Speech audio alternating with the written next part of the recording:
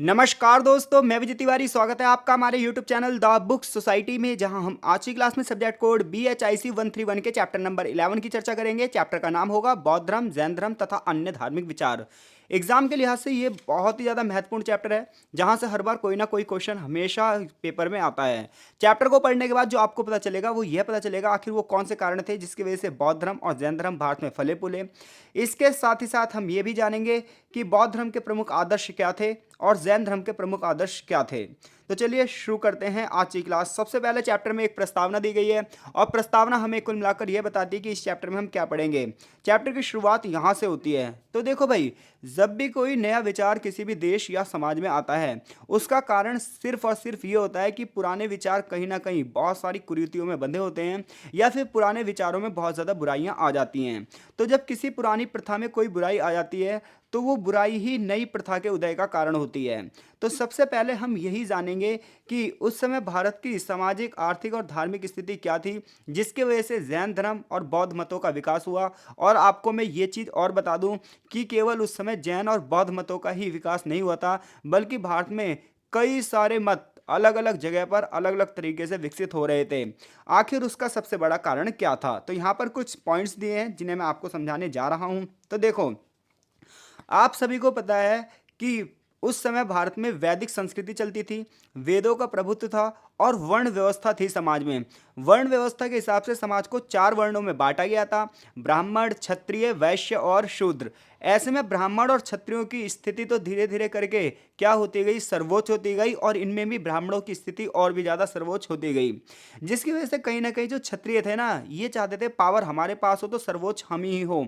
वो कहीं ना कहीं ब्राह्मणों से ईर्ष्या करने लगे। और इधर जो वैश्य थे, उन्हें वर्ण व्यवस्थाओं का कोई लाभ था ही नहीं, वो तो सिर्फ कर अदा करने के लिए बने थे। वो व्यापार करते थे और कर अदा करते थे। शूद्रों की स्थिति सबसे ज़्यादा निम्न थी, इसलिए उनका सबसे ज़्यादा शोषण होता था। इसके साथ साथ कुछ और अनुष्ठान थे जो कि बहुत ही ज़्यादा महंगे और जटिल थे, जिसकी वजह से लोगों का ना वैदिक धर्म में क्या था, विश्वास धीरे धीरे हिलने लगा। और जैसे ही एक नई चीज़ आई, लोग उसकी तरफ भग लिए। और बिल्कुल ऐसा ही हुआ उस समय, जैसा कि यहाँ कुछ पॉइंट्स कह रहे हैं। कह रहा है कि इस काल के समय में समाज जो था वो बहुत ही ज़्यादा जटिल हो चुका था, बहुत ही ज़्यादा उलझ चुका था। इतना ही नहीं, जो प्रथाएं थी वो अर्थविहीन हो गई थी। ऐसी प्रथाएं चल रही थी जिनका कोई अर्थ था ही नहीं। बलि, यज्ञ और अनुष्ठान बड़े पैमाने पर हो रहे थे, जिसमें जीव हत्याएं भी हो रही थी। जो बड़ी बड़ी कम्युनिटीज़ थी, बड़े बड़े जो समुदाय थे, वो बिखर चुके थे। और अब जनता की भागीदारी धार्मिक कार्यों में क्या होने लगी थी, कम होने लगी थी। समाज के कई समूह अब क्या हो चुके थे, अर्थहीन हो चुके थे, बेकार हो चुके थे, जिसकी वजह से समाज को एक नई ऊर्जा की जरूरत थी जो उन्हें आगे ले जाए। कहीं ना कहीं लोगों का जो जीवन था वो बिल्कुल रुक सा चुका था। और आपको पता है, कोई भी चीज़ जब अपने आप को अपडेट समय के साथ नहीं करती है तो वो समाज से बहिष्कृत हो जाती है। दूसरा पॉइंट कहता है कि बलि, यज्ञ और अनुष्ठान इतने ज़्यादा हो रहे थे, जिसकी वजह से समाज में ब्राह्मणों का तो जो क्या है, प्रभुत्व होता ही जा रहा था। क्योंकि जो ब्राह्मण थे वो समाज में दोहरी भूमिका निभा रहे थे। शिक्षा पर उन्हीं का अधिकार था, जिसकी वजह से वो पुजारी भी थे और अध्यापक भी थे, और ये दोनों ही कार्य वो करते थे। धार्मिक अनुष्ठानों के आयोजन से भी उनकी आमदनी होती थी और पढ़ने और पढ़ाने के कार्यों से भी उनकी आमदनी होती थी। परिणामतः जो वर्ण व्यवस्था थी, वैसे तो वो विभाजित थी, लेकिन सर्वोच्चता किसकी आ गई, ब्राह्मणों की आ गई। जिसकी वजह से अन्य वर्ण अपने आप को क्या समझने लगे, निम्न समझने लगे। और उन सभी वर्णों को एक ऐसी जगह की जरूरत थी जो उन्हें राइट टू इक्वलिटी दे सके, एक समान व्यवहार कर सके। क्योंकि वैदिक धर्म में लोगों के साथ एक जैसा व्यवहार उस समय नहीं था। हम ये इसलिए पढ़ रहे हैं, क्वेश्चन बनेगा कि नए धार्मिक विचारों का उद्भव भारत में किन कारणों की वजह से हुआ। तो आपको यहाँ पर थोड़ी सी वैदिक धर्म की त्रुटियां बतानी होगी जो उस दौरान चल पड़ी थी। इसके अलावा उस समय की जो आर्थिक राजनीतिक परिस्थितियां थी, उसने भी नए सामाजिक समुदाय के उद्भव में मदद करी। लाइक डैट, जो कम्युनिटी आर्थिक रूप से ज़्यादा संपन्न थी, जो समुदाय आर्थिक रूप से बहुत ज़्यादा विकसित थे, वो शहरों में रहने वाले व्यापारी थे, या फिर वो समुदाय थे जो खेती पर तो आधारित थे लेकिन उनके पास संपत्ति बहुत ज़्यादा थी, यानी कि अमीर किसान। क्षत्रिय समुदाय, चाहे राजतंत्र की बात करो चाहे गणतंत्र की बात करो, उसके पास पावर तो हमेशा से थी, लेकिन कहीं ना कहीं धर्म की आड़ में उसको ना निम्न स्तर पर रहना पड़ता था। इसके वजह से कुछ ना समुदाय इस व्यवस्था का भी विरोध करने लगे। और ब्राह्मणों का जो प्रभुत्व था इसके वजह से जो क्षत्रिय शासक वर्ग था वो भी नाराज होने लगा, क्योंकि सर्वोच्चता हर एक व्यक्ति चाहता है। हर एक व्यक्ति कभी भी ये नहीं सोचता कि हर जगह समानता हो, एक मनुष्य होने के नाते हर मनुष्य समान हो। हर एक व्यक्ति सर्वोच्चता ही चाहता है। ब्राह्मण चाहता है वो उसकी सर्वोच्चता बनी रहे, क्षत्रिय चाहता है उसकी सर्वोच्चता बनी रहे, वैश्य चाहता है कि उसकी सर्वोच्चता बनी रहे, शूद्र चाहता है उसकी सर्वोच्चता बनी रहे। लेकिन इतिहास हमें यह नहीं बताता कि कोई ऐसा चाहता हो कि सभी लोग इक्वल हों। इसी वजह से समाज क्या था, बहुत सारी असमानताओं में जकड़ा हुआ था और हर व्यक्ति कुछ कहीं ना कहीं किसी ना किसी रूप से असंतुष्ट था। तो ऐसे में जो नए नए विचार लेकर लोग आ रहे हैं वो कहीं ना कहीं इक्वलिटी पर हैं। बुद्ध और महावीर की बात करें, जहाँ बुद्ध का संबंध बौद्ध धर्म से है, वहीं महावीर का संबंध जैन धर्म से है। इन दोनों ही धर्मों का विकास का सबसे बड़ा कारण यही था, इन्होंने वर्ण व्यवस्था का विरोध किया, जातिगत समानता की बात करी, राइट टू इक्वलिटी की बात करी, अहिंसा की बात करी, जिसकी वजह से ना ये उस समय के लिए बहुत बड़े क्रांतिकारी विचार थे। और बहुत सारे लोग वो लोग आकर्षित हुए जो किसी न किसी वजह से वैदिक धर्म में क्या हो चुके थे, शोषित हुए थे। और ये बात आप जरूर ध्यान रखना, बुद्ध और महावीर दोनों क्षत्रिय कम्युनिटी से ही थे, जो आगे चलकर वैदिक धर्मों में अलग मुंह मोड़ लेंगे और एक नए मतों का विकास करेंगे। इतनी बात। तो इससे क्या कंक्लूजन निकलता है? इससे कंक्लूजन ये निकलता है कि उस समय जितने भी धार्मिक संप्रदाय चल रहे थे उनकी आलोचना करके बुद्ध और महावीर जो थे वो अपने आप को फेमस बनाएंगे। लेकिन ऐसा नहीं है, उनका काम सिर्फ फेमस बनाना नहीं था, वो समाज में सुधारों की एक श्रृंखला लाना चाहते थे। लेकिन ये बात भी मत सोचना कि बुद्ध और महावीर से और पहले लोग नहीं आए जिन्होंने समाज में सुधार लाने की सोची। वो भी आए लेकिन वो उतना फेमस नहीं हो पाए। जैसे कि यहाँ पर कुछ उपदेशकों के नाम लिखे हैं, जैसे एक नाम है कपिल गौसल, ऐसी मकरवली, अजिंता केशके बलिन, पकुश कच्चायन, ऐसे बहुत सारे लोग हुए थे जिन्होंने वैदिक धर्म में सुधार के लिए उसकी बुराइयों को उजागर किया था। लेकिन वो चिंतन उतना ज़्यादा फेमस नहीं हो पाया, वो चिंतन उतना ज़्यादा प्रसिद्ध नहीं हो पाया जितना ज़्यादा बौद्ध और जैन चिंतन प्रसिद्ध हो गया। तो एग्जामिनर यहाँ तक आपसे कोई क्वेश्चन पूछे तो आप बता दोगे, प्रश्न सिर्फ इतना सा बनाए अब तक कि बौद्ध और जैन मतों के विकास का भारत में क्या कारण था। तो आप जो ये त्रुटियां हैं, बल और बलि दी जा रही है, अनुष्ठान दिया रहा है, जीव हत्याएं की जा रही हैं, ब्राह्मणों का जो बोलबाला है, अन्य जो वर्ण अपने आप को दमित महसूस कर रहे हैं, इन सबको पॉइंट टू पॉइंट लिखोगे। पॉइंट टू पॉइंट लिखने पे आपको नंबर ज़्यादा मिलने की संभावना बनी रहती है। आशा है चीज़ें आपको समझ में आ रही होंगी। कमेंट बॉक्स में कमेंट ज़रूर कीजिएगा और वीडियो को लाइक भी ज़रूर कीजिएगा। अब हम बात कर रहे हैं बौद्ध धर्म के बारे में। सबसे पहले तो आप सभी को पता है बौद्ध मत की जो स्थापना है वो गौतम बुद्ध ने की थी, और यहाँ पर उनकी एक छोटी सी स्टोरी दी गई है। बुद्ध की अगर हम बात करें तो बचपन में उनका नाम क्या था? बचपन में उनका नाम था सिद्धार्थ। ये जो सिद्धार्थ थे ये क्षत्रिय कुल के कबीले के सरदार के बेटे थे, ठीक है। और इनका जीवन बड़े ऐशो आराम में बीता था। अलग अलग किताबों में अलग अलग कहानियां लिखी हैं। कुछ कहानियां ये कहती हैं कि जब बुद्ध यानी कि सिद्धार्थ का जन्म हुआ तो लोगों ने भविष्यवाणी करी कि ये जो भी लड़का है या तो ये चक्रवर्ती राजा बनेगा या सन्यासी बनेगा। तो ऐसे में इनके पिता ने ये सोचा क्या कि मैं इन्हें चक्रवर्ती राजा बनाऊंगा, इन्हें इतने ऐशो आराम से पालूंगा कि अगर ये कभी सन्यास के बारे में सोचेंगे भी तो सन्यास नहीं ले पाएंगे, क्योंकि सन्यास एक कठोर चीज़ है जिसमें घर बार सब सुख दुख सारे सुख छोड़ने पड़ते हैं और दुखों को अपना मित्र बनाना पड़ता है। जबकि चक्रवर्ती राजा जब वो बनेगा तो उसे अगर पहले से सुख की आदत बन जाएगी तो वो राजा बनने के बारे में ही सोचेगा। लेकिन होता कुछ इसका उल्टा ही है। सबसे पहले कुछ फैक्चुअल बात कर लेते हैं। तो अगर हम बात करें तो उनके माता पिता ने उनके बचपन का नाम क्या रखा था? सिद्धार्थ रखा था। उनके पिता क्या थे? शुद्धोधन थे। उनके पिता का नाम मतलब क्या था? शुद्धोधन था, जो कि एक शाक्य गण के मुखिया थे। उनकी माता का नाम तो माया था, लेकिन उन्होंने इनको जन्म देने के कुछ ही दिन बाद उनकी मृत्यु हो गई, जिसकी वजह से जो इनका पालन पोषण किया वो इनकी मौसी ने किया। इनका जन्म नेपाल की तराई में कहाँ पर हुआ था? लुम्बिनी में हुआ था। ये फैक्चुअल बातें हैं। तो अगर हम कहें कि गौतम बुद्ध के पिताजी का नाम क्या था, तो गौतम बुद्ध के पिताजी का नाम था शुद्धोधन। शुद्धोधन कौन थे? शाक्य गण के मुखिया थे। क्या था? उनकी माँ का नाम माया था। लेकिन उनकी माँ की मृत्यु क्या हो गई थी? बहुत जल्दी से ही हो चुकी थी, उनके पैदा होते ही हो चुकी थी, कुछ दिनों बाद मतलब। और तो इनका पालन पोषण किसने करा था? इनकी मौसी महाप्रजापति गौतमी ने। इनका जन्म स्थान क्या था? तो नेपाल की तराई में लुम्बिनी में, ठीक है भाई। आधुनिक नाम इस जगह का है आज के टाइम पे रुमुंदी। ये सब चीज़ें हमें अशोक के स्तंभ लेखों से मिलती है। इसके अलावा अन्य बहुत सारे ग्रंथ हैं जहाँ से हमें पता चलता है। बुद्ध की वास्तविक डेट ऑफ बर्थ क्या है, इसके बारे में इतिहासकारों में विवाद है, लेकिन फिर भी ज़्यादातर लोग ये कहते हैं कि 566 BCE मर 566 यानी कि 566 BCE में इनका जन्म हुआ होगा। उनका जो जीवन था वो शाही ठाट बाट में बीता, जैसे कि मैंने बताया था क्योंकि उनके पिता चाहते थे कि चक्रवर्ती राजा ही बने, ये भविष्यवाणी में विश्वास कर रहे थे। लेकिन ये सारी चीज़ें ना गौतम के मस्तिष्क को पूरी तरीके से परिवर्तित ना कर सकी। कुछ लोग ये कहते हैं कि एक बार की बात है, उनकी जब शादी हो गई थी, उनके पुत्र भी हो गया था, इनके पुत्र का नाम राहुल था। तो कुछ लोग कुछ कहानियाँ ये बताती हैं कि एक दिन वो अपने महल से बाहर निकले अपने समाज का दौरा करने के लिए। तो उन्होंने वहाँ पर हर जगह दुखी दुख दिखाई दिया। उन्होंने वहाँ पर एक बूढ़े आदमी को देखा। बूढ़े आदमी को देखने के बाद उन्होंने देखा क्या जीवन ये है, क्या जीवन इस प्रकार से ढलता है। एक बीमार व्यक्ति को देखा, एक मृत व्यक्ति को देखा। उनका सामना ऐसी सच्चाइयों से हुआ समाज की, जो कहीं ना कहीं हर जगह दुख में है। कोई इसलिए दुख है, किसी को इसलिए दुख है कि उसका बच्चा बीमार है, किसी को इसलिए दुख है कि उसके घर में किसी की डेथ हो गई है। वो हर जगह दुख ही दुख देखते हैं, तो उनका मन ना बहुत ही ज़्यादा भावुक हो जाता है। और वो पता है क्या करते हैं, वो अपने सारथी से कहते हैं यार वापस चलो, हमें महल चलना है। जब वो वापसी और जाते हैं तभी उन्हें ना रास्ते में एक सन्यासी दिखाई देता है। वो बहुत ही ज़्यादा खुश होता है।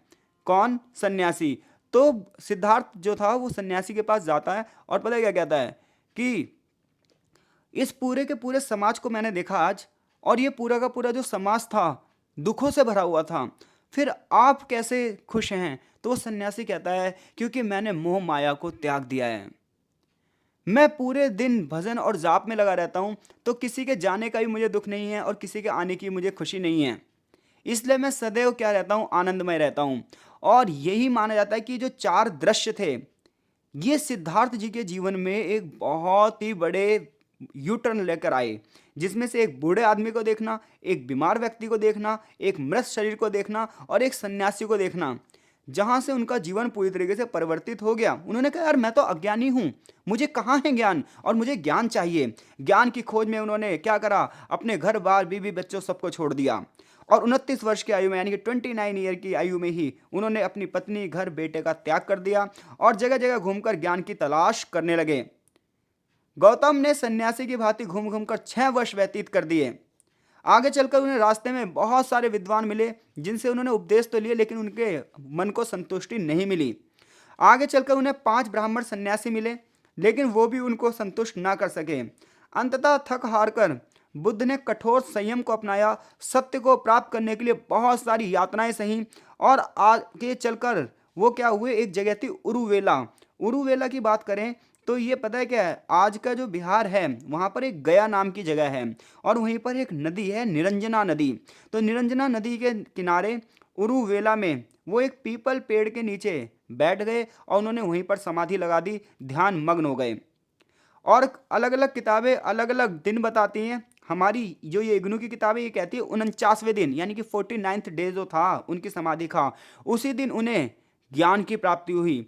क्योंकि उनकी भाषा में इसे बोधि कहते थे, और इसीलिए इनका नाम क्या पड़ा, गौतम बुद्ध। यानी कि जो सिद्धार्थ थे वही अब क्या बने, उनका नाम इस ज्ञान के प्राप्ति के बाद क्या बन गया, गौतम बुद्ध। और यहीं से बौद्ध धर्म की स्थापना होगी। बुद्ध का अर्थ था ज्ञानी पुरुष, तथा जो वो बंदा जो समाज के सत्य का पता लगा ले। और यहाँ से जो ये घटना घटी बुद्ध के जीवन में, जो सिद्धार्थ के जीवन में घटना घटी, यहीं से उन्हें उन्हें बुद्ध बना दिया और यहीं से बौद्ध धर्म की उत्पत्ति हो गई। यानी कि बुद्ध को ज्ञान की प्राप्ति कहाँ हुई, अगर कोई आपसे पूछे तो क्या बताओगे, बौद्ध गया में। बुद्ध का जन्म कहाँ हुआ था, लुम्बिनी में। अब क्या हुआ, बुद्ध अपनी राह पर चल पड़े और उन्होंने लोगों को ज्ञान बांटना शुरू करा। ये माना जाता है कि उन्होंने सर्वप्रथम जो अपना उपदेश दिया वो उन्हीं 5 ब्राह्मणों को दिया जो जिनसे उन्होंने पहले शिक्षा ली थी, और वो पांचों ब्राह्मण इनसे आकर्षित हुए और वो इनके शिष्य बन गए। इनका जो पहला उपदेश था, इनका जो पहली शिक्षा दी वो सारनाथ में दी गई थी। और जो पहली बार इन्होंने ये अपने उपदेश दिए थे, इस घटना को बौद्ध ग्रंथों ने धर्म चक्र प्रवर्तन के नाम से लिखा। तो कई बार किसी कॉम्पिटिटिव एग्जाम में बोला जाता है, लिखा जाता है, क्वेश्चंस आते हैं क्या कि धर्म चक्र प्रवर्तन से क्या आशय है। तो धर्म चक्र प्रवर्तन का अर्थ है बौद्ध ने जो पहला उपदेश दिया था, यहीं से शुरुआत होती है धर्म चक्र प्रवर्तन, यानी कि धर्म के चक्र को घुमाना, जैसे कि यहाँ पे ब्रैकेट में लिखा है। तो उन्होंने सबसे पहला उपदेश किसको दिया था, उन्हीं 5 ब्राह्मणों को जिनसे वो पहले ज्ञान लेने गए थे। और सबसे पहला उपदेश दिया कहाँ था, तो वाराणसी के पास, वर्तमान में वाराणसी के पास सारनाथ में एक उद्यान है, हिरन उद्यान, जहां उन्होंने अपना पहला धर्म उपदेश दिया था। और इसी को क्या कहा जाता है, धम्म चक्र प्रवर्तन। इसके बाद तो इनके शिष्य बहुत सारे बनने गए। ये जो 5 शिष्य बने बुद्ध के, जो पहले 5 शिष्य थे, इनका नाम था अश्वजित, उपाली, मोगलान, सारिपुत्र और आनंद। सारिपुत्र और आनंद जो थे ये इनके परम शिष्य थे। हालांकि सारिपुत्र की जो मृत्यु है वो इनके जीवन काल में ही हो गई थी और जिसकी वजह से बुद्ध बहुत ही ज़्यादा दुखी हुए थे, बहुत ही ज़्यादा शोकाकुल हुए थे। लेकिन आनंद जो था, आनंद का जो जीवन था वो बहुत लंबा चला था और ये माना जाता है सबसे परम प्रिय जो शिष्य था वो आनंद ही आगे चलकर बना। और यहीं से बुद्ध ने संघ की स्थापना करी और लोगों का जुड़ना यहीं से शुरू हुआ। उन्होंने अपने ज़्यादातर जो उपदेश दिए थे वो श्रावस्ती में दिए थे, जो उस समय धनी व्यापारियों का केंद्र था। और उन्हीं व्यापारियों में से एक व्यक्ति था जिसका नाम था अनथ पिंडिक। अनथ पिंडिक जो कि बहुत बड़ा धनी व्यापारी था वो उनका शिष्य बन गया और उसने बौद्ध मत के लिए बहुत सारा दान दिया। तो कोई धर्म जब भी फैलता है जब वहाँ के राजाओं द्वारा, वहाँ के बड़े बड़े व्यापारियों द्वारा उसे संरक्षण दिया जाए, क्योंकि कोई भी चीज़ जब तक आगे नहीं बढ़ सकती जब तक सोसाइटी उससे ना जुड़े और उसे एक बहुत बड़ा फंड ना मिले। और बिल्कुल यही हुआ महात्मा बुद्ध के साथ। उनके शिष्य भी बहुत तेज गति से बनते गए क्योंकि उनके जो धार्मिक उपदेश थे वो बहुत ही ज़्यादा आकर्षित करने वाले थे। उन्होंने समाज पर जो प्रश्न चिन्ह लगाया वो वाजिब था और उन्होंने जो इक्वलिटी की बात करी जिसकी वजह से लोग उनसे जुड़ते चले गए। और जो बड़े बड़े लोग जुड़े उन्होंने खुलकर उनके लिए दान भी दिया, जिसकी वजह से धर्म बहुत ज़्यादा प्रचार प्रसारित हुआ। क्योंकि जिस धर्म को राजकीय संरक्षण ना मिले, जिस धर्म को एक बहुत बड़ी फंडिंग ना मिले, वो धर्म कभी भी फैल नहीं सकता। और यहाँ पर सीन यही हुआ। और सबसे बड़ी बात यह है कि गौतम बुद्ध के जो पिता थे वो स्वयं एक क्षत्रिय कुल के कबीले के सरदार थे, तो जिसकी वजह से विचारों के प्रचार प्रसार में कोई कठिनाई नहीं आई। अब उन्होंने क्या करा, जगह जगह भ्रमण करना शुरू कर दिया, घूमना शुरू कर दिया। वो सारनाथ, मथुरा, राजगीर, गया, पाटलिपुत्र, बहुत सारी जगह गए। विभिन्न राजाओं के राज दरबारों में गए, जैसे बिंबसार, अजातशत्रु, प्रसेनजीत, उदयन। इन सभी राजाओं ने उनके सिद्धांतों को स्वीकार भी कर लिया। और जब कोई राजा किसी सिद्धांत को स्वीकार कर लेता तो उसकी प्रजा भी स्वीकार कर लेती है। और ऐसे करके बौद्ध धर्म बहुत तेज गति से भारत में फैलने लगा। बड़े पैमाने पर लोग बौद्ध धर्म में दीक्षित होने लगे। मल्लगणों की राजधानी कुशीनगर में आगे चलकर उनकी मृत्यु हुई 80 वर्ष की आयु में। बौद्ध धर्म में इसे महापरिनिर्वाण के नाम से जाना जाता है। तो ये तो हो गई इनकी कहानी। अब हम बात कर रहे हैं इनके उपदेशों की। तो बुद्ध ने की शिक्षाएं, अगर क्वेश्चन आएगा तो देखो जब इस चैप्टर से क्वेश्चन आएगा तो सबसे पहले अगर क्वेश्चन आएगा कि बौद्ध धर्म फैला क्यों, तो उसकी चर्चा तो हम पहले ही कर चुके हैं। लेकिन वो पूछे बुद्ध की शिक्षाएं, तो आप ना एक ब्रीफ इंट्रो दोगे, बहुत ही ब्रीफ इंट्रो दोगे कि महात्मा जो बुद्ध हैं इनका बचपन का नाम सिद्धार्थ था, जो कि नेपाल के तराई में इनका जन्म हुआ था, लुम्बिनी नामक स्थान पर। आगे चलकर इनके जीवन में 4 घटनाएं घटी, 4 दृश्य इन्होंने देखे जिन्होंने इनके जीवन को पूरी तरीके से मोड़ दिया और ये सन्यास की राह पर चल पड़े। इनके जो प्रमुख सिद्धांत हैं वो इस प्रकार से हैं। तो ऐसे एक इंट्रो बनाओगे और फिर चीज़ें लाइन टू लाइन लिखोगे, क्योंकि आपको बहुत आता है लेकिन लिखना नहीं आता तो चीज़ें नहीं हो पाएंगी। ठीक है भाई। तो देखो बुद्ध की शिक्षाओं की बात करें तो बुद्ध ने कहा कि 4 सत्य हैं इस दुनिया में। बुद्ध के जो मूलभूत उपदेश थे उसमें उन्होंने क्या कहा कि 4 पवित्र सत्य हैं इस दुनिया में जिससे किसी को मुंह नहीं मोड़ना चाहिए। जिसमें से पहला दुख है, पहला सत्य है कि संसार दुखों से परिपूर्ण है। इस दुनिया में हर किसी का जो जीवन है वो दुखमय है। दूसरी बात यह है कि सारे दुखों का कोई ना कोई कारण है और वो उसमें से भी सबसे बड़ा कारण पता है क्या है? एक सब दुखों का इच्छा। यानी कि महात्मा बुद्ध क्या कह रहे हैं कि इस दुनिया में 4 सत्य हैं, हर मनुष्य इन 4 सत्यों के आसपास ही घूमता है। जिनमें से पहला सत्य है कि संसार दुखों से परिपूर्ण है। अगर कोई व्यक्ति ये सोचे कि उसके जीवन में दुख नहीं आएगा तो वो बेहद मूर्ख है, क्योंकि ये बात तो सत्य ही है कि मनुष्य का प्रतिदिन किसी न किसी दुख से सामना होता रहता है, तो संसार तो दुखमय है। ये पहला सत्य है। दूसरा सत्य है सारे दुखों का कोई ना कोई कारण है और वो कारण होता है मनुष्य की तृष्णाएं, मनुष्य की असीमित इच्छाएं। मनुष्य जिस लायक नहीं है मनुष्य उन इच्छाओं को भी कर रहा है। दूसरा दुखों का कारण है अज्ञानता। जो व्यक्ति अज्ञानी है वो तर्कशील नहीं है और जो तर्कशील नहीं है उसका शोषण हो सकता है। और तीसरा सबसे बड़ा कारण दुखों का है मोह। मोह दुख का सबसे बड़ा कारण है, क्योंकि प्रिय का बिछड़ना भी दुख है, अप्रिय का मिलना भी दुख है, मृत्यु भी दुख है, जन्म भी दुख है। तो सारे दुखों का कारण क्या है? मोह है। और उनसे पूछा गया कि हे महात्मन, हम इन दुखों से कैसे दूर पाएं? तो उन्होंने कहा इच्छाओं का अंत कर दो, यही मुक्ति का मार्ग है। जिसके मन में इच्छाएं रह जाती हैं वो व्यक्ति कभी भी सुखी हो ही नहीं सकता। दुखों से छुटकारा पाने के लिए उन्होंने 8 मार्ग बताए हैं अपने शिष्यों को और उन्हीं 8 मार्गों को अष्टांगिक मार्ग के नाम से जाना जाता है। जिनमें से पहला मार्ग है सम्यक दृष्टि। सम्यक दृष्टि का मतलब यह है कि दुखों का मूल कारण इच्छा है। इच्छा का परित्याग करो और मुक्ति की राह पर चलो। ये पहला है यानी कि सम्यक दृष्टि। दूसरा मार्ग है सम्यक संकल्प, यानी कि आपके जो संकल्प होने चाहिए वो सत्य होने चाहिए, यानी कि संकल्प तो कुछ भी कर लिया, अब उस पर वर्क आप कर नहीं रहे हो।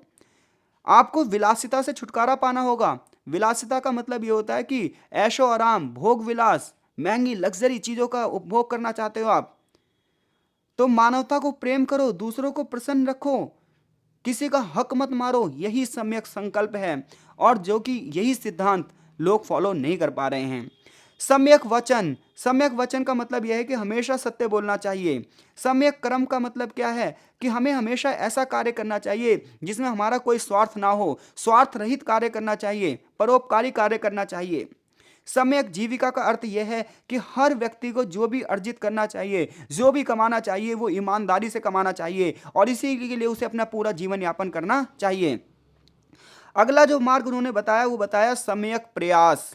सम्यक प्रयास का मतलब है कि सारे के सारे जो विचार हैं वो हमारे मन से उपजते हैं, तो मन में बुरे विचार आने नहीं चाहिए। इसके लिए हमें अपनी इंद्रियों पर नियंत्रण करना चाहिए और उसके लिए हमें मानसिक अभ्यास करना चाहिए, क्योंकि जब हम मेडिटेशन करते हैं, जब हम ध्यान लगाते हैं, तो हम अपनी इच्छाओं और मोह को नष्ट करते हैं, हम अपनी इंद्रियों पर नियंत्रण करते हैं। आंख, नाक, कान, जीभ, त्वचा, यही तो हमारी ज्ञानेंद्रियां हैं और यही हमें क्या करती हैं, आतुर करती हैं, और फिर हमें वो चीज़ें प्राप्त नहीं हो पाती और हम क्या करते हैं, दुखों की ओर चले जाते हैं। अगला है सम्यक स्मृति। स्मृति का मतलब क्या होता है, यादें। इसका अर्थ है शरीर तो नश्वर है, नष्ट होगा ही होगा, सत्य का ध्यान करने से ही सांसारिक बुराइयों से छुटकारा पाया जाता है। हम अपनी यादों में क्या करते हैं, ऐसी यादों को रखते हैं जो हमें लगातार दुखी दें। हम बुरी यादों को ही सहेज कर रखते हैं। अगर हम खुश यादों को रखें तो पता है क्या होगा, सोचते सोचते हम मुस्कुराएंगे, लेकिन हम हमेशा गलत चीज़ों को याद रखते हैं। तो इस हमारी स्मृति कैसी होनी चाहिए, हमारी यादें कैसी होनी चाहिए, सदा सत्य होनी चाहिए और सच्चाई में विश्वास करना चाहिए। हमें ये मानना चाहिए शरीर नश्वर है, तो हमें मृत्यु से डर ही नहीं लगेगा। आठवां मार्ग बुद्ध ने बताया सम्यक समाधि का, कि समाधि से ही शांति प्राप्त होगी, ध्यान से ही शांति प्राप्त होगी, क्योंकि मन तो बावरा है। तो बुद्ध ने चार सत्य बताए, कौन से, संसार दुखों से पूर्ण है, दुख का कोई ना कोई कारण है, इच्छाओं का अंत ही मुक्ति है, और मुक्ति के लिए आपको 8 मार्ग अपनाने पड़ेंगे। ये बुद्ध धर्म के क्या थे, सिद्धांत थे। बौद्ध धर्म ने कर्म के सिद्धांत पर बल दिया। उनके अनुसार आज का निर्णय आपको कल प्रभावित करेगा, आज का जो जीवन है वो कल पर प्रभावित करेगा। हर मनुष्य के जो कर्म हैं वही उसको निर्धारित करेंगे। हर मनुष्य अपने भाग्य का निर्माता स्वयं है और वो अपने कर्मों को भोगने के लिए बार बार जन्म लेगा, इसलिए उसे अपने कर्म सही से करने चाहिए। अगर कोई व्यक्ति किसी भी तरीके का पाप नहीं करता तो उसका पुनर्जन्म नहीं होता, यानी कि बौद्ध धर्म पुनर्जन्म में विश्वास करता है। उसका यह मानना है कोई व्यक्ति अगर अपने कर्मों के मार्ग से भटक जाता है तो उसको बार बार जन्म लेना पड़ता है, लेकिन कोई व्यक्ति अगर अपना कर्म अच्छे तरीके से निभाता है, वो अपने जीवन के सारे कार्य करके चाहता है, तो उसका पुनर्जन्म नहीं होता।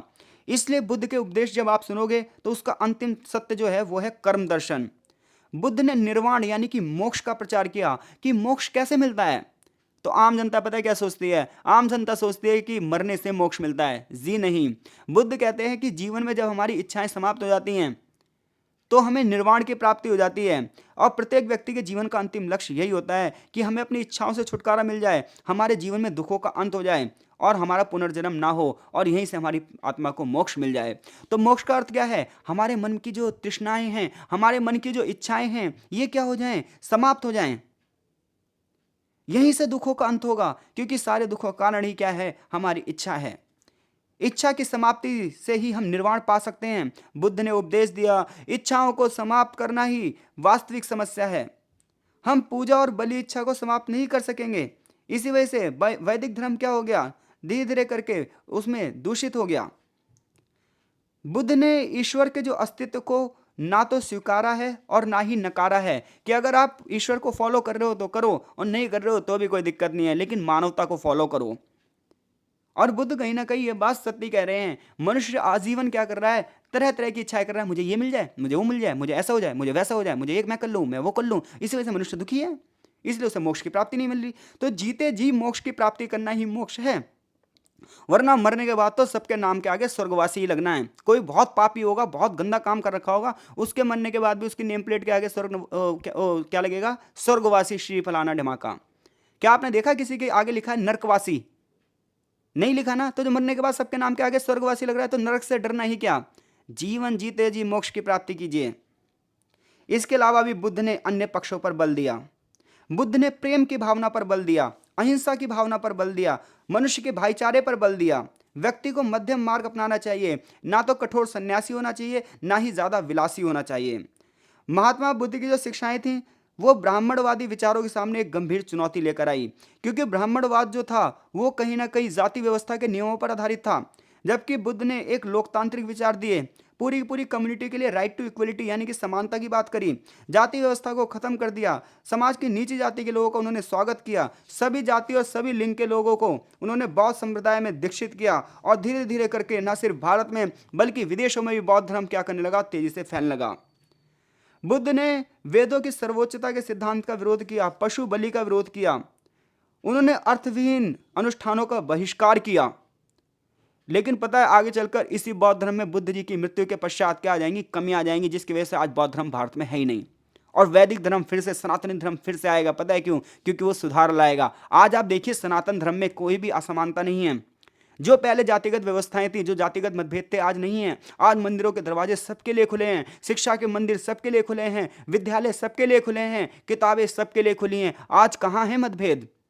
ये तो कुछ पॉलिटिकल इशू हैं जिसकी वजह से सनातन धर्म को कमजोर माना जा रहा है और जातिगत व्यवस्था का बीज बोया जा रहा है। लेकिन आज कहाँ है जातिगत भेदभाव? आज तो कहीं नहीं है ना। आज तो समानता आ चुकी है। इसके लिए हमें शिक्षित होने की जरूरत है, एजुकेटेड होने की जरूरत है।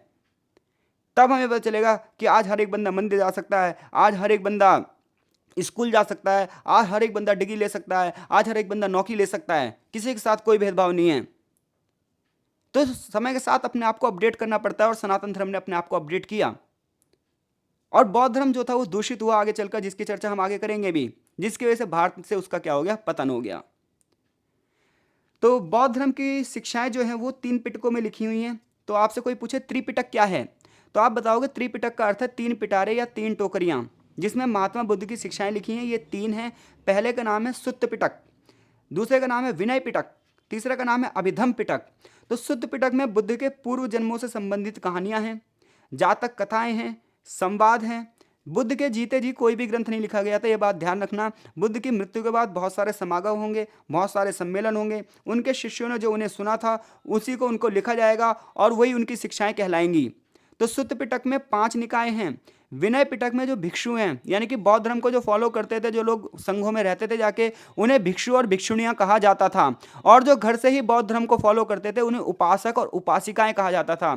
यानी कि जो लोग बौद्ध धर्म को फॉलो तो करते थे लेकिन अपने घर में ही रहते थे, वहीं पूजा करते थे, वो थे उपासक और उपासिकाएं। लेकिन जो लोग बुद्ध मठों में जाकर रहते थे, जो लोग वहीं पर जाकर अपना जीवन यापन करते थे, उन्हें भिक्षु और भिक्षुणी कहा जाता था। तो कोई आपसे पूछे कि बुद्ध के उपदेशों का संकलन किसमें किया गया, तो त्रिपिटक में, सुत्त पिटक, विनय पिटक और अभिधम पिटक। अब हम बात कर रहे हैं बौद्ध धर्म के विकास की, बौद्ध मत के विकास की। तो बौद्ध मत का जो विकास हुआ उसका कारण ये था कि बड़े पैमाने पर व्यवहारिक नैतिकता पर बल दिया गया, जो जीवन की आम समस्याएं थी उस पर बल दिया गया, जिसकी वजह से बौद्ध धर्म बहुत तेज गति से फैला, और हर समस्या के समाधान की बात की गई। बहुत सारी जनता जो थी, साधारण जनता, बौद्ध मत की ओर आकर्षित हुई, खासतौर पर वो लोग जो वैदिक धर्म में कहीं ना कहीं शोषित थे। बौद्ध धर्म में सामाजिक समानता के विचारों की बात की गई, और अनंत पिंडिंग जैसे जो बड़े बड़े व्यापारी थे उन लोगों ने भी इसको स्वीकारा। और इसके साथ साथ जो विचार थे वो सामान्य लोगों की सामान्य भाषा में लिखे जाते थे, और जितनी आसान भाषा में जो विचार आप रखोगे उतने ज़्यादा लोग आपको समझेंगे, क्योंकि वैदिक धर्म में जो भाषा थी वो संस्कृत भाषा थी, और संस्कृत सभी को समझ में नहीं आती थी। इन लोगों ने पाली भाषा का प्रयोग किया, और राजाओं द्वारा जो संरक्षण दिया गया। तो बौद्ध मत के विकास के कारण क्या थे? सबसे पहली बात थी व्यवहारिकता की बात की गई, नैतिकता की बात की गई, एथिक्स की बात की गई, और समानता की बात की गई, सभी लोगों के साथ जातिगत समानता की बात की गई, बड़े बड़े व्यापारियों द्वारा संरक्षण दिया गया, राजाओं द्वारा संरक्षण दिया गया, और साधारण भाषा का प्रयोग किया गया संस्कृत की जगह। और राजाओं के संरक्षण की वजह से बौद्ध धर्म बहुत तेज गति से फैला। इसके अलावा जो इसके संघ के लोग थे, इन्होंने भी बौद्ध धर्म को फैलाने में बहुत बड़ी योगदान दिया। आगे बौद्ध संघ की कुछ विशेषताओं की बात की जा रही है। तो देखो, कोई भी सोसाइटी जब फैल सकती है जब उसका अपना एक ग्रुप हो। बौद्ध की जो सोसाइटी थी उन्हें संघ कहते हैं, हम बौद्ध संघों के माध्यम से जानते हैं। बौद्ध संघ की बात की जाए तो इसमें बहुत ही अच्छे प्रकार के संगठित और शक्तिशाली संस्था थी जिसने बौद्ध को लोकप्रिय बनाया। 15 वर्ष से अधिक की आयु वाले सभी नागरिक इसकी सदस्यता ले सकते थे, किसकी, बौद्ध संघ की, चाहे वो किसी भी जाति के हों। लेकिन जो अपराधी होगा या कुष्ठ रोगी होगा या किसी ऐसे रोग से पीड़ित है जो संक्रमित हो सकता है, उसको संघ की सदस्यता नहीं दी जा सकती थी। यानी कि बौद्ध को फैलाने में, बौद्ध धर्म को फैलाने में किसकी सबसे बड़ा योगदान था? संघ का। संघ में बहुत सारे लोग जुड़ते गए, 15 साल से ऊपर का कोई भी बंदा है, किसी भी जाति से है, लेकिन शुरुआत में केवल पुरुषों को इससे जुड़ने की बात की गई थी। ठीक है भाई। लेकिन जो अपराधी था वो इससे नहीं जुड़ सकता था, कुष्ठ रोगी इससे नहीं जुड़ सकता था, संक्रमित रोग से पीड़ित जो व्यक्ति था वो संघ से नहीं जुड़ सकता था। शुरुआत में ये कहा गया कि भैया महिलाओं को इसमें कोई भी एंट्री नहीं दी जाएगी। लेकिन बुद्ध का एक शिष्य था आनंद, वो सदैव कहता था, बुद्ध, महिलाओं को भी जो है आगे बढ़ने का अधिकार होना चाहिए, महिलाओं को भी मोक्ष प्राप्ति का अधिकार होना चाहिए। लेकिन बुद्ध ने यह कहा, हे आनंद, मैं तुम्हारे कहने से संघ में महिलाओं को प्रवेश तो दे रहा हूं, लेकिन महिलाओं के प्रवेश के कारण जो ये बौद्ध संघ अगर 1000 सालों तक चलता वो केवल 500 सालों तक चलेगा। और आगे चलकर बुद्ध की ये बात बिल्कुल सही साबित हुई। उसका कारण ये नहीं था कि महिलाओं में दोष थे, उसका कारण ये था कि आगे चलकर बौद्ध धर्म में क्या हो गया, व्यभिचार फैल गया, नित्यांगनाएं आने लगी। जो जो बौद्ध धर्म विलासता का विरोध कर रहा था वही बौद्ध धर्म विलासपूर्ण हो गया। यही संघ आगे चलकर इतने ज्यादा संपत्तिवान हो गए, इन्होंने जनता की संपत्ति इकट्ठी कर करके लोगों का शोषण करना शुरू कर दिया। और बौद्ध की इसी शाखा को हम वज्रयान के नाम से जानते हैं, इसलिए बौद्ध का जो है पतन हो गया, जिसकी चर्चा आगे की भी जाएगी। जितने भी लोग संघ में प्रवेश करते थे उन सबको भिक्षु कहा जाता था और स्त्रियों को भिक्षुणी कहा जाता था।